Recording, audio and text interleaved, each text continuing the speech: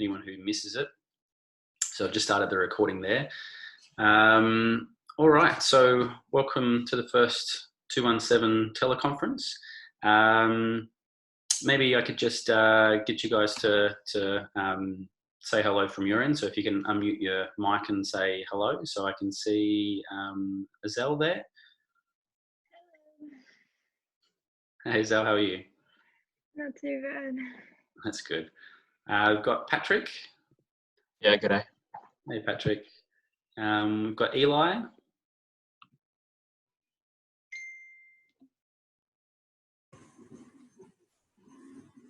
Eli, you there? Just unmute your mic and say hi.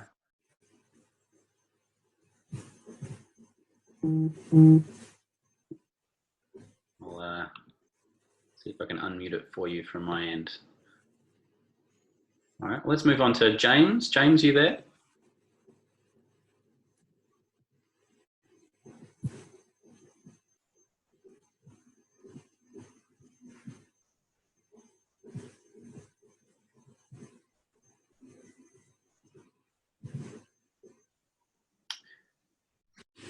Right. What else have we got? We've got Lachlan. Lachlan Sperling, you there, Lachlan? Hello. Hey. We've got Curtis. I think Curtis has just joined us. You there, Curtis? Yeah. Right. So I'm just jotting these down for my record as well. All right, so hopefully everyone's sort of having okay access to the web and being able to connect. Maybe if you can just, if you can, turn on your videos just so I can sort of see reactions there. So while I guess everyone else is talking, or if someone else is talking, probably best thing to keep the video on if you can, but then just turn the microphone off. Has anyone got an issue with their camera or setup they want to flag with us? I'm good. Great. Okay, good, awesome. I can see people's faces there, which is great. Okay, maybe just while I've got your video there, let me know who's used Zoom before.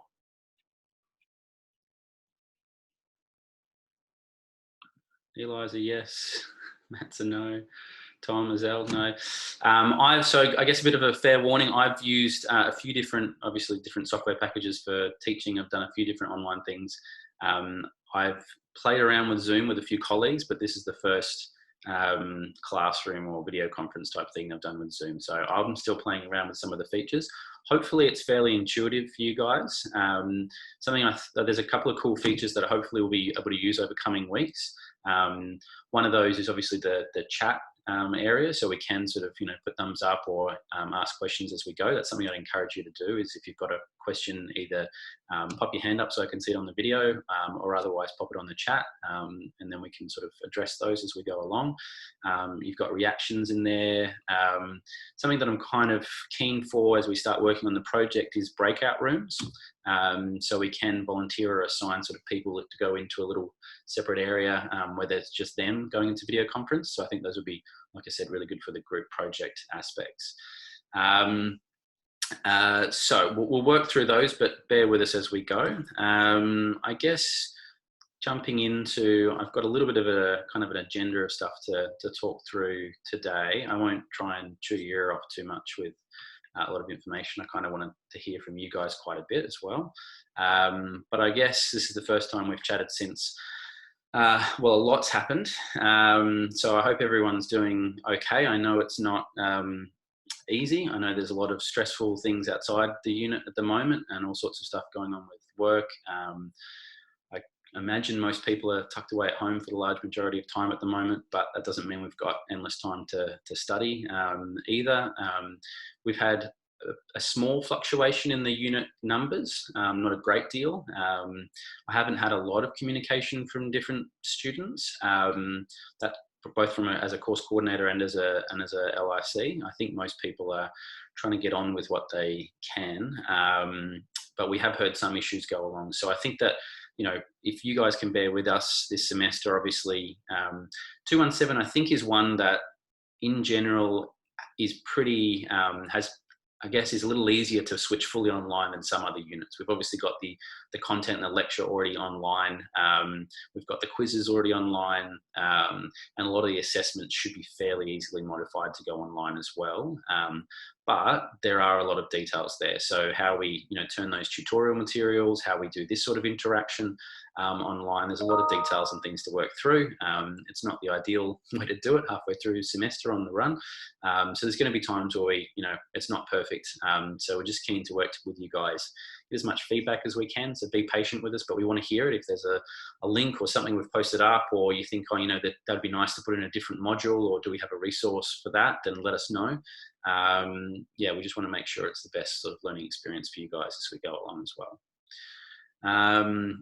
Also, I guess coming with that comes into things like special considerations or deadlines and things like that. So you would have seen some of what our intentions are in terms of the changes to assessments. I'll talk you through a little bit more specifically about that today.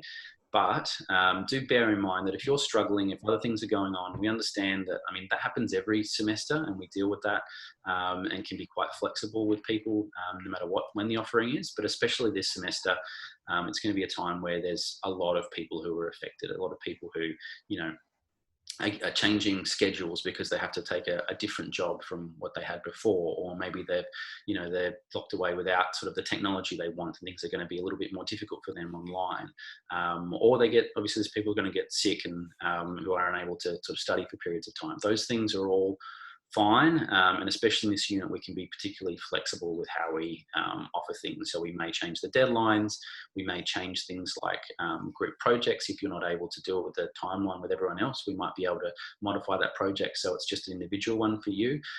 As long as, I guess the thing that we're really asking for is going to be early and sort of solid communication. So as long as you guys are chatting to us as much as you can through that process, then we'll make sure that it's as flexible and as supportive as we can make it. Okay, so I'll take you through a little bit of the specific changes you would have already seen. So I'll be quick with that, but I'm also keen to hear any questions that I'm sure a couple of you might have. So as you would have seen, basically what we're going to do with the assessments is to switch them all online. So you've already been doing quizzes online, but the other 3 assessments in the unit, the mid-semester exam, the competency exam, and the group research project, there was planned to be sort of reasonable face-to-face time on. So the mid-semester exam was going to be in the old week 7 of semester in class with a sheet of paper. So we're going to turn that to an online exam. It's going to be pretty much exactly the same exam. And it's going to stay at this point in the new week 7. So we're in week 5 of semester. So it will be in that new week 7 still, but it'll be flexible, similar to your quizzes. So there'll be different, a little bit of a window through the week that you can take it. If you are struggling with that timeline, then please let us know. If enough people are, we'll move that back. I guess our consideration and timeline of that mid-semester exam is we don't want to push it too far back to really to be where we're having to juggle that with a lot of the statistics work we'll do at the back end of the semester. So I think most people are, going fairly well for that first half of the research methods and the ethics and the intro to research and stuff like that. That will be in a pretty reasonable position over the coming weeks to prepare for that mid-semester exam. But like I said, let me know if you're struggling with it. The competency exam, which you might have seen a little bit of, we've mentioned in the tute once or twice. Basically, that was going to be in week 12. What we typically do is give you a practice exam, competence exam in week 12, tutorial time, and then we give you a data sheet online. We release it, and we give you a question and answer sheet that's got a few statistics questions on it. Things like, what's the average of this group's data? What's the probability that the difference in these two groups is due to random chance? That you probably aren't aware of at this moment, but I'm sure, in week 12, once you've done the stats off, you'll know exactly that that's a t-test, and then you'll know to do a different type of t-test, and you just write down the answers. So that we're just going to convert again to an online exam. Again, it's going to be due at the same time, but also, again, I think we're open to flexibility, and we'll really get a better gauge as we move through the statistics weeks as well. And finally, the group research project. Now, that was always going to be submitted online, but we were going to dedicate a pretty reasonable amount of time in the last or the second half of semester on working together in groups for that group research project. That included probably most people collecting their data in class on campus, and certainly people collaborating and getting feedback on their research design, how they're filling out the research application form, doing the statistics, so running that and showing me and getting some feedback on it, and then starting up the writing as well. So I think that we can achieve all of those online. So like I said, there's some of the Zoom features like breakout rooms. What we're going to transition, I think, over the coming weeks as we pass that mid-semester exam. I think these sessions are going to be more about the group research project than they are necessarily about the stat stuff. I'll still be nice to answer some questions on that people have, but the activities, the stat stuff will all be online. And then we can have these times set up and we can make it fairly flexible. So if your group just wants to meet at a different time online, but some regular catch-ups where I can drop in as well to those conversations, give you feedback on how you're going. You can ask questions along the way. I can see what you're doing in terms of stats and data collection. That last point on data collection, that's one that we've certainly discussed as a national teaching team. Obviously, you're not going to be able to come on campus and collect like we otherwise would. What we think is the best solution to that at this point is for you guys still to be able to shape your research question. So that means that your data is going to be fairly individual. We can't just give you data for it. And we also think it's really important that you guys go through that process of collecting data as well. Now, how we're going to do that, or how we're proposing to do that, is for group members to do that individually on themselves, and whoever might be in the house if they have access to. Most of the projects you'll find when we design the questions, we can design them that have fairly simple procedures in mind. So we might be doing an online reaction test like we did in class the other week that you can do at home on your laptop, and maybe you do that at home on yourself, but you can maybe get your family around you if you've got anyone there to do that as well. And then between the 3 or 4 of you in your group, you can have at least 5, 6 participants, hopefully maybe even 10 to 15, who we can sort of accumulate the data together and get some, run some reasonable stats and get some results out of. So that's what we're sort of planning on doing for the group research project at the moment. Moving on to the tutorials. So obviously there's content in the tutorials that we would have been covering. We'd already kind of piloted this last week or the week before that new mid-semester break by doing an online tutorial activity. So there was that lesson on Leo that I saw a number of you took, going through different questions on that research methods ones, basically applying it to an abstract in preparation for the mid-semester exam. So hopefully what you have seen is research methods 2 up online now as well, that online tutorial activity. I assume that most of you haven't had a go at that yet because it's only gone up online on Friday. So that's the other activity for the research methods that I think is going to prepare you well for the mid-semester exam. And then we're finishing off the creating an online version of the academic writing activity, which is the final piece in the puzzle for preparing for the mid-semester exam. So I guess in place of those tutorials, we've got online activities, but also the scope here in these teleconferences to ask questions and to extend some of those applications as well. So once I hear from you guys on some of the logistics of this, I'm going to ask a few questions around this virtual room on how you're going with some of those research methods and some sticking points that people often have in some of those research methods areas to see sort of to guide you on your way for the mid-semester exam. So before we do that, is there any questions that people have on logistics of assessments or tutorials?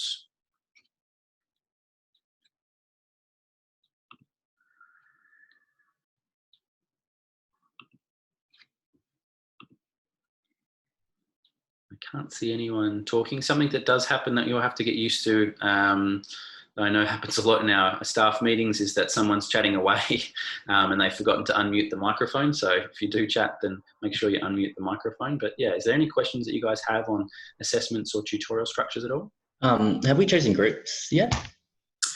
Have you chosen groups for your group research? Yeah. Great question. No. Okay, cool. The last week or this week of semester was going to be that week that we did that. So we've discussed that as well. And I think that the best approach, or something that you might have seen, I've just posted up this morning, is a sign up link for that group research project in the Leo module. So what that link takes you to is a Google Doc. And that Google Doc has the 3 tutorial classes on the Brisbane campus. And so you'll be able to open it up. In fact, what I might do, it might be a good opportunity for me to test out one of the features here on Zoom, which is to share the screen. So I can do that now.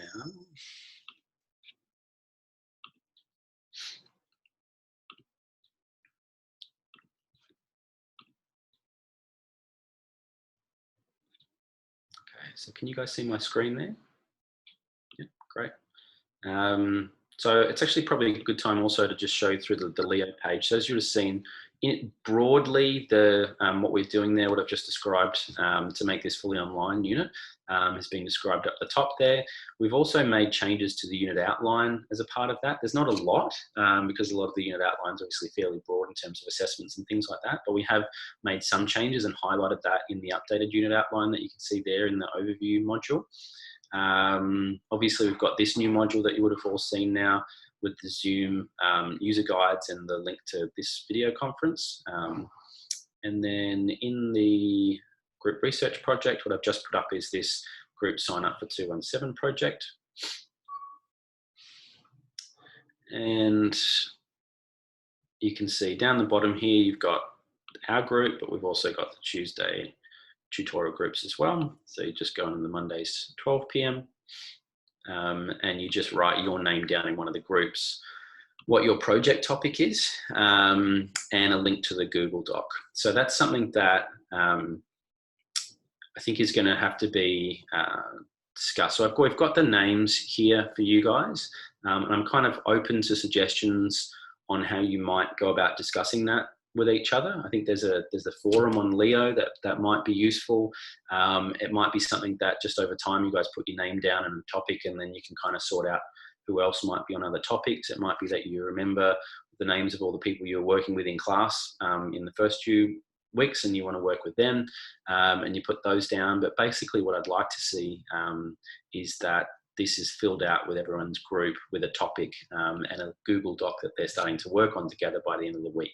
The reason why we've got the link to the Google Doc there is not really too picky on the way that you collaborate online with these things, but the Google Doc can be handy because it's an easy way to share the document with everyone. It's also something that I can help out with as well. So if you guys are like, oh, we're a bit stuck on this, can you help us through that? I can access and actually write some comments and feedback for you as you go with the project.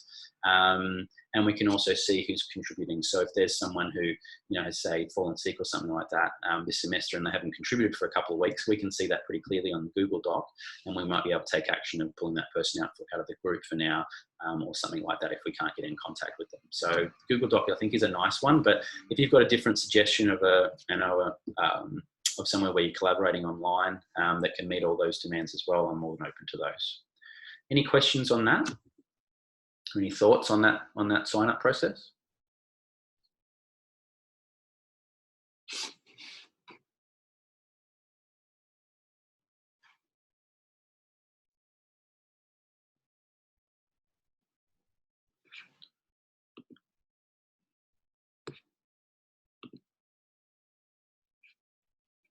Maybe if is anyone got that open now or has access to that at the moment, or the Leo page that can click on that and write their name in, just to make sure that we can that I've got the right access.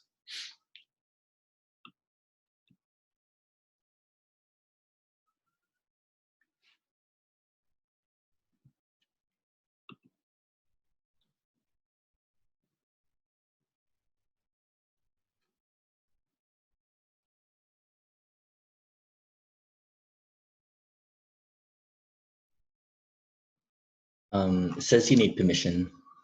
Okay, don't.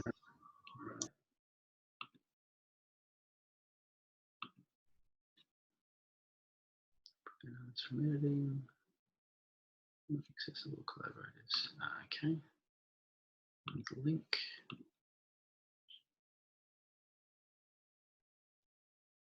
Okay, you can have a go now.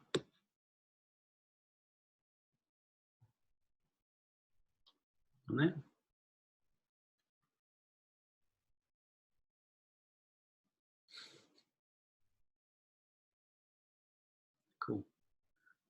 We've got anonymous panda, anonymous Libra, anonymous llama. Awesome.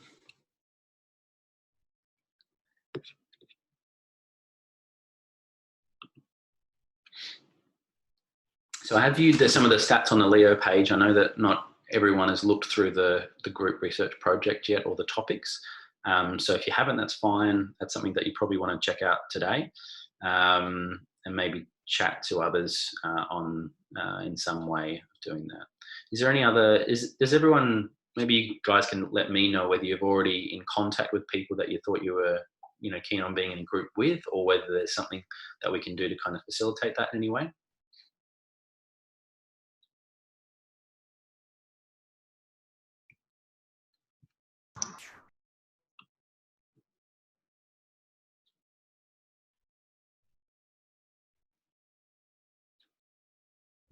Who thinks they're fine with the sign up link as it is at the moment without any other way of connecting people? Yeah, cool.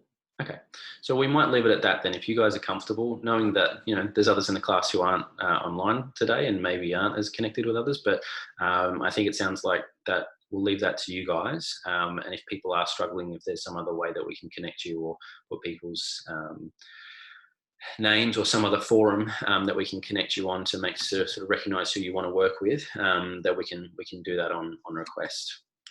All right. So I might just stop sharing that for now. Great. Okay. My other points here. So I guess that takes us through a lot of the housekeeping stuff there of what changes are going to be and look like. But I guess before we move on, is there any other logistical questions that people have about how this is going to run this semester?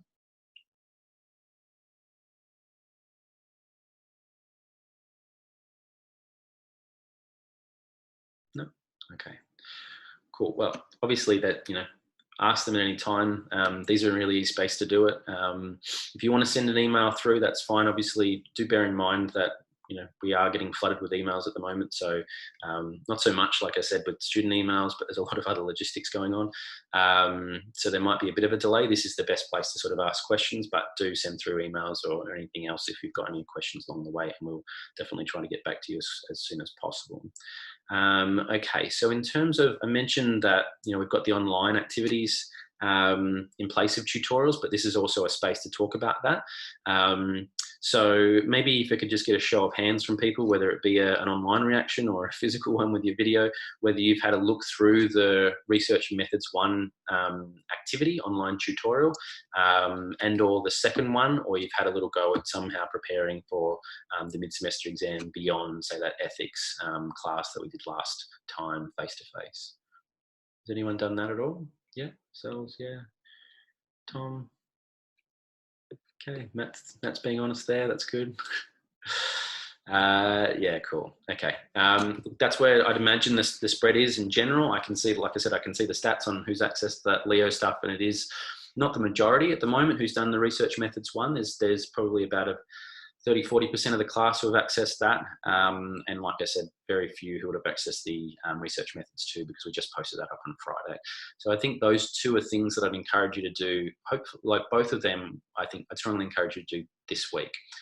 They shouldn't take too long, and if you've had a go already at the content modules online, so the content, the videos, as well as the quizzes, which obviously most of you have, then those activities should be fairly straightforward. They're just more application of that. So it's getting abstracts and identifying a dependent variable and an independent variable and extraneous variables that are controlled for, things like that for Research Methods 1. For Research Methods 2, it's more around whether, what makes it basic applied. Is it a, what sort of subcategory of research is it in terms of the experimental versus non-experimental? So I guess a question I'd be keen to ask you guys is, do we think that all research projects have to have an independent variable?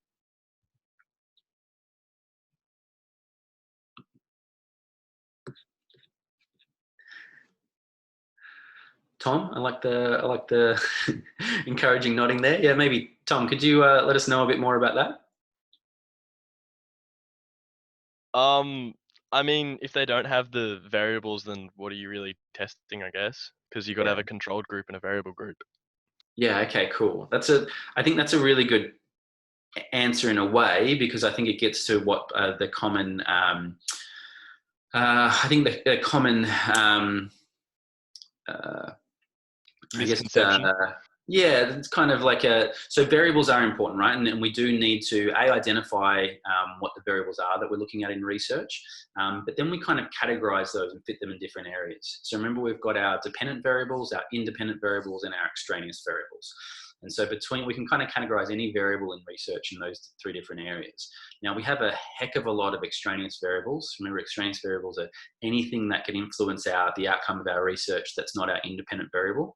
And so those, if we're talking about, say, the online reaction testing we did in class the other week, there could just be an unlimited amount of things that could potentially influence that. So our diet, our previous experience with, familiarization with like online reaction tests, the amount of caffeine we'd had that day. So there's all sorts of those things. And we can either try and control for those, or we sometimes don't control for those. Usually we're trying to be pretty deliberate with whether we're controlling for them or not. Then we've got independent variables, which is anything that we compare groups on. So it could be something like males versus females, yeah? Or it could be skilled versus amateur performers at a particular sport. Or it could be those who did an exercise program versus those who didn't do a certain exercise program. And so what we're seeing there is two different types of independent variables. One of those types of independent variables that you can compare groups on is something that they already come with. So we don't decide people's gender when they come into our studies. We don't decide their skill level. And so those things are attribute independent variables. We also can have active independent variables, which is something that we decide on. So who's in the exercise group and who's not, who's wearing the ice vest and who's not in a particular study. So we've got independent variables that we compare on. The common one that we do when we did the online, the face-to-face classes for those tutorials is we start with a sort of a study on ice vest versus no ice vest. And people can pretty clearly start to identify, okay, we've got independent variable is wearing the ice vest versus no ice vest. And then we're saying, well, we're comparing those two groups on their core body temperature. And so the core body temperature would be your dependent variable.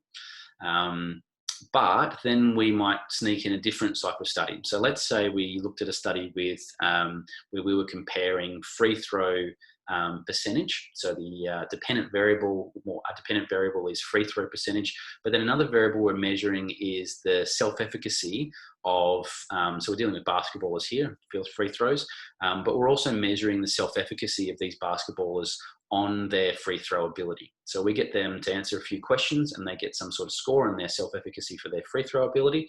And they also we've got a score for their free throw percentage over the last 10 games during the season. So if we're we're looking at both of those variables and looking for a relationship between those two, is there an independent variable there in that research?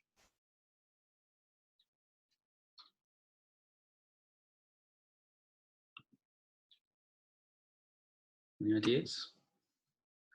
Curtis, you look very troubled by that example.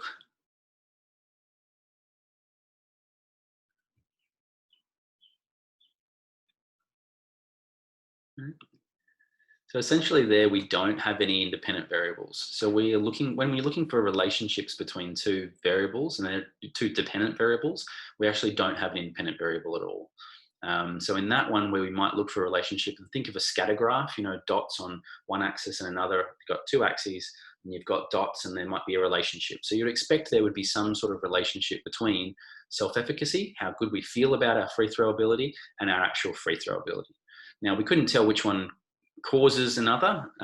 It's likely it affects both ways, because if I'm better at free throws, it probably affects how my feelings are about them if I've got a high percentage. But also if I feel better about my free throw ability, I'm probably going to perform better as well. So there's a relationship doesn't give us causality, but they can be really important to look at relationships like that. So that example would be one where we'd have two dependent variables. And then if we jumped forward into research methods 2, that means it wouldn't be an experimental type of research because we don't have an independent variable to compare across. It would actually be a correlational category of research, because we're looking for the relationship between two dependent variables. So there's a lot of, I think when you sometimes look at the content in research methods 1 and research methods 2, it might seem they're quite separate type of concepts, but they're actually very much interrelated. So the category of research in research methods 2 on experimental, so classic experimental, causal comparative, descriptive, correlational, or historic, has all to do with the type of variables that we choose in our research. Are we comparing, or are we looking at a relationship between two dependent variables? It's correlational research. Are we just reporting a bunch of dependent variables? So maybe we're just reporting the VO2 max of a group of marathon runners. That might be really important normative data that's published in a journal, so people can compare their own data to that elite population. But it's then descriptive research. It's not experimental because we're not comparing groups, so therefore we don't have an independent variable. So that independent variable, the type of independent variable, it really makes a big difference, or really actually is the crux of the category of research that we classify for those research methods too. Does that make sense, guys? Yeah.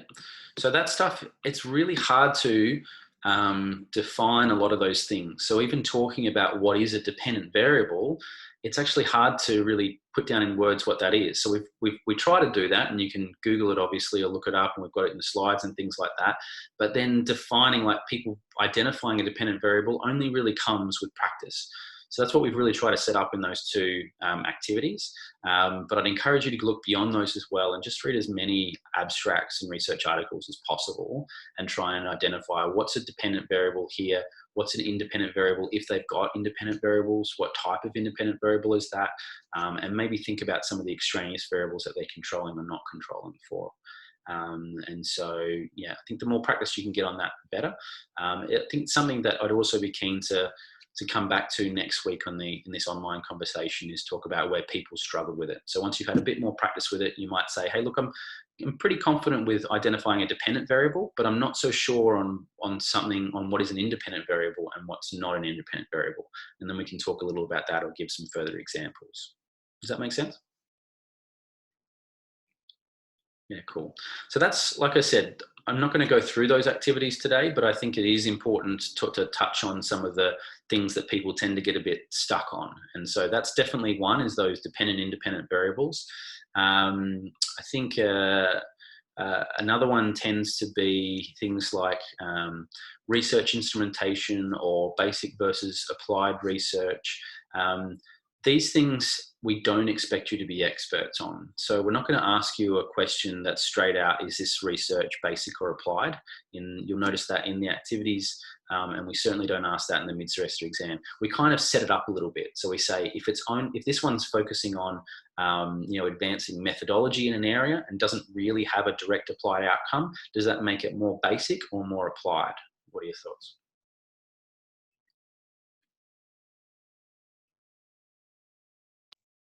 Basic. Yeah, definitely. Yeah, that's it.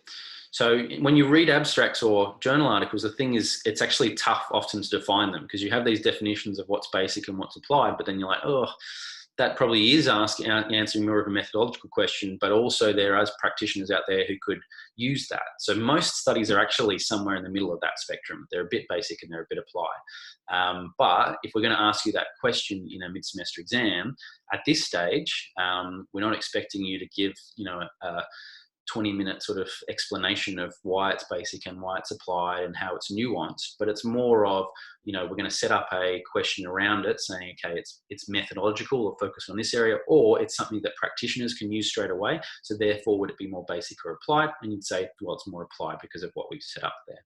Okay. So it's so qualitative, quantitative research, that's pretty straightforward. If it's got numbers, if it's analyzing, it's got numbers and numerical analysis in any way, then it's a quantitative study. And the vast majority of studies we're going to give you are quantitative. So that's kind of a gimme for now for the mid-semester exam. We're going to ask you a question about, is this study quantitative or qualitative? And they're all going to be quantitative. So that should be really simple, yeah? And then there's the, external, internal validity from research methods 1. That's kind of related to basic and applied. But again, we're going to try and set that up with a couple of questions. The last one I think I mentioned briefly before was research instrumentation. So most of the research instrumentation you read in research articles, you're not going to know whether, how valid or how objective or how reliable that instrument is, because you're not familiar with it like the researchers are. And so at this level in undergrad, we're not expecting you to be experts and comment on each of the instruments. But again, we're going to set it up a little bit to say, okay, well, this, video data collection is not particularly consistent across testers. So would that touch on reliability, objectivity, or validity more? And then you might say, okay, well, that's objectivity because different testers is, objective. If it was something that was repeated over time, so the same tester, how accurate it is between tests of the same tester, then that's reliability. If it's got to do with does that object really measure what it's aiming to measure, and that's a tricky one to get your head around, that's more validity. So if we're talking about, I think the example I gave with some of the online videos was measuring an angle like an elbow angle in 2 dimensions. So if you look at my elbow angle from that there, it's pretty misleading in terms of flexion extension because it's actually a different perspective from what that, or different measuring on a different plane. So it may be something that's reliable or repeatable. It may be something that's objective. Different people would identify those landmarks in a pretty similar spot, but it's not valid because it's not accurately reflecting the measure that we're trying to reflect there, which is the elbow flexion extension angle. Okay. Any questions on the instrumentation there or classification of research? No? At this stage. Cool. So like I said, those are, I think, the key touching points that people maybe struggle with. They're definitely the things that separate out a lot of people when it comes to the mid-semester exam. So it's something that I'd be keen to sort of touch base again next week and the week after. So I mentioned the mid-semester exam is going to be in that week 7. I think what we'll do is we'll probably set it to open up maybe on Wednesday and shut over the weekend. So we can also have that video conference on week 7 to sort of have that final discussion about some of these areas of touching on these areas here again, but also about that academic writing aspect that you should be able to get a bit more used to doing the activity that we'll set up for next week as well. Cool. Okay, is there anything, I guess, just in broader sense, is there anything that anyone else is struggling with in terms of content or concepts?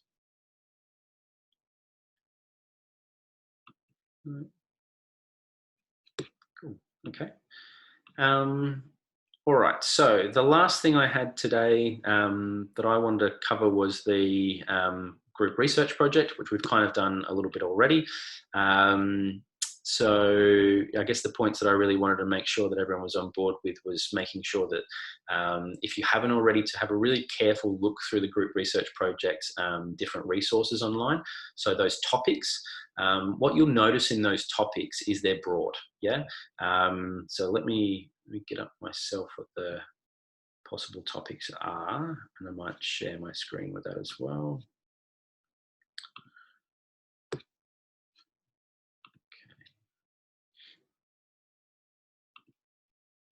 So you can hopefully see the possible topics there. So we've got effective music on strength, effective instruction on exercise, performance, effective distraction on reaction time, effective exercise on mood state.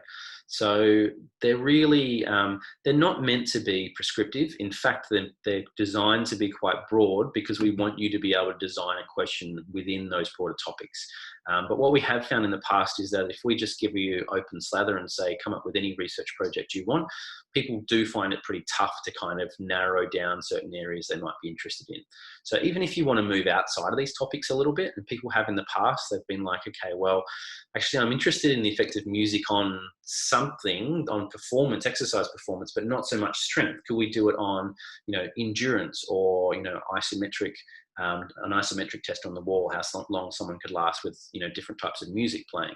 Yeah, cool, no problem at all. That sounds really good. As long as it, is somewhere related to those topics, and as long as it's something that we think you can do logistically. Obviously this semester is different from some of the past ones, and we don't see too many issues in terms of ethics or some of the analysis that you'd be doing, then I'm pretty open to people sort of designing the question they want out of that. So there's some of these, a couple of these topics which we've not done before. We do try and sort of update them every semester. There's one, I think, in there that we have done a couple of times before, but I've never seen the same exact research design in those questions. So, I don't expect the same this semester. People are going to design very different questions within those topics, but it is something I'd encourage you to explore. Have a think about what you might design in there, but then it's always a back and forth with the literature as well. So the first thing I do, even individually, have a look at what the literature says in some of those areas. What's there, and it doesn't mean that you can't do research that's already been done. So there's probably two general approaches to looking at the research out there. One is to identify gaps that you want to work within, and you might say, okay, no one's really looked at this area of the effect of music in strength, and so we'd really love to do a project right in that gap there that no one's really ever gone before. And that's really an exciting and cool way to do it. But another way might be to look at the research that's been done and say, hey, these people over here did the effect of this sort of music on this particular strength test. What we want to do is exactly the same experiment, but we're going to change the type of music or the tempo of music or something like that. So we're really kind of, building on the area that they've done and expanding maybe the application into a slightly different area. And that's fine as well. In fact, that's a really logical way to move research forward. So as long as, we tend to try and steer clear of exactly the same experiment as others, but if it's the same experiment with a slightly different population or a slightly different measure or a slightly different experimental design, then that's completely fine as well. So yeah, any questions on those topics at all? No? Okay. So I'd have a really good read through that, but the other aspect, the other things that I encourage you to read through is the rest of these. So the outline, the marking criteria, don't feel that, or don't go creating your own information sheet or consent form or the abstract. You've got templates for all of those, so you can just open those up, put those directly on Google Docs and write into them, or you can do something, you can do it elsewhere on Google Docs in your own blank document and then copy and paste it into those templates at the end. But I'd have a close read of those. The number one, that sounds super obvious, but people miss out on marks, is not continually referring back to the marking criteria. So for example, on the information sheet template, there's already stuff that kind of prompts you to talk about like the procedures of the research, but there's not really areas that talk about what the risks are and how you're minimizing those risks. But there is areas for that in the marking criteria. So if you're just going on the information sheet template, you might miss out on that. But if you're continually referring back to that marking sheet criteria, you'll know what we're really specifically looking for in there, and you'll be able to hit those quite well. Okay, so that goes for all the different areas. So I might even get up that marking criteria while we're here. So you'll see that there's marks for the application for research form. Now, most of the marks, a lot of those tick boxes, people get stressed out about the tick boxes on the application form. That's not worth a lot of marks. What is worth a lot of marks is the description of procedures, risks, and benefits, which is all at the end, the last section of that application form. So we're wanting you to outline a justification or introduction to your research, as well as a sort of an equivalent of a brief method section in there. And then the risks and the benefits, clearly outlining those in the section below that as well. Participant information sheet, so you can see there that we've got really clear areas that we just want you to hit, along with the consent form. So just a sentence in there on the, replacing the template of what you're actually doing in terms of procedure. And then a big chunk of the marks you'll see is in the abstract. So there's marks for design. So making sure you limit or you have fewer limitations, that it's a logical, and then it's a relevant question. That's something that a lot of people have a really good design, but they haven't solved the relevance very well in the introduction or the discussion, and therefore they lose sort of some marks for. And then the rest of them just really go through in a systematic way and make sure that you're identifying each section and the requirements of that, and you're hitting all those in the research abstract. It's not super complicated. probably the most difficult aspect at the end of the day, if you follow the marking criteria, will be getting this abstract into a 2-page or 700-word abstract.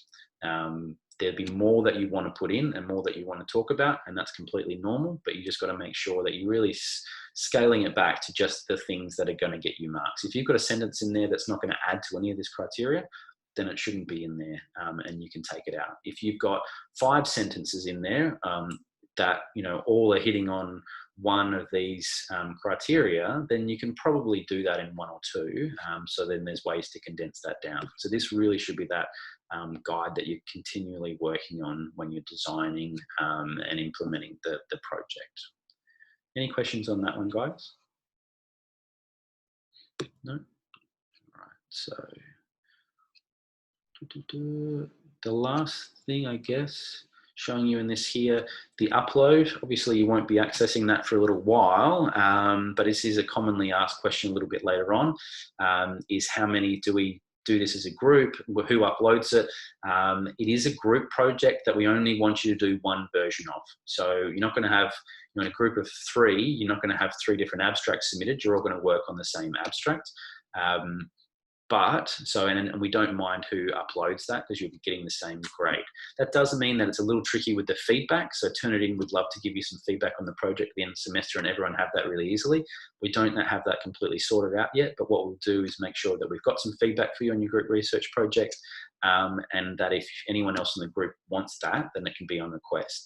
What we're more keen on, though, is providing as much feedback as we can before you submit it. I know most people aren't super interested in a lot of the feedback after they've submitted it, but that's something that hopefully we can do some peer feedback, but also through these sessions and maybe through some different, showing me how you're going along through the semester, I can sort of guide you on where you're headed towards certain criteria and maybe some ideas of how you might get closer to those.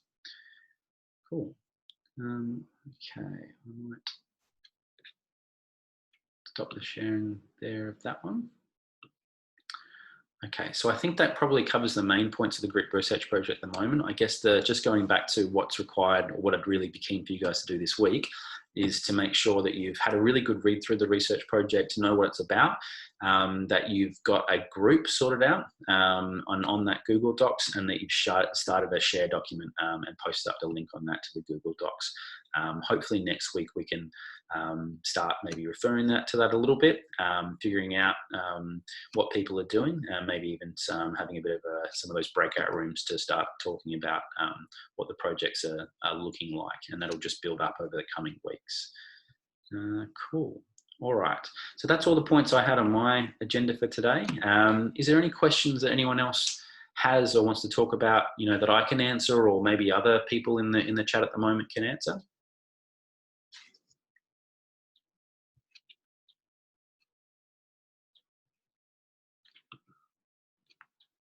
Cool. Okay, just to make sure I've got everyone and everyone's okay with it all and no one's sort of talking with a muted mic on, I might just go around the virtual room quickly. So Azelle, you're all good? Yep, cool. Matt, all good? Yep. Okay, Tom, all fine there? How many people are in a group, real quick? Yeah, good question. So 3 to 4. Okay. Yeah. You've got an idea already, Tom? Yeah, I've got an idea. Yeah, cool. Okay. Curtis? All good? Lockie? Good. Harrison? Yeah, nice. James? I had an issue with sound earlier, but it's all good now. Sorted it out halfway through. So I missed the first half of it, but kind of made it up. So it's all good. Yeah, cool. Okay, so we've got it recorded, and I'll try and post that recording up pretty soon for the first half. But yeah, if you've got any questions, James, just let me know. Nice one. Okay, Pat? Nice one. Okay, Eli? Nice. Ella? Cool. Okay. I think we've got through everyone there. So look, I know that some of you guys came in a little bit later, or yeah, maybe like James, you had a little bit of trouble with sound or something like that earlier on. So like I said, it is recorded. I am sort of jotting down who's coming to these things. And I think it is, like I said, it's strongly encouraged sort of continually doing it each week. I don't envisage it being more than an hour. It may be less as we go on. And I'm keen to make it as flexible as possible. So if we start getting into the project work and people want to do it at a slightly different time, or their group, and as long as I can sort of jump in and answer any questions and stuff like that, then that'll be cool. But yeah, I think it's something that is important to check in on a weekly basis to see how we're all going. So if you can make sure you keep checking in some way, I think that would be great. Awesome. All right, guys. Well, I'll leave you there. Hopefully, I'll see all of you next week online. And if you have any questions in the meantime, just let me know.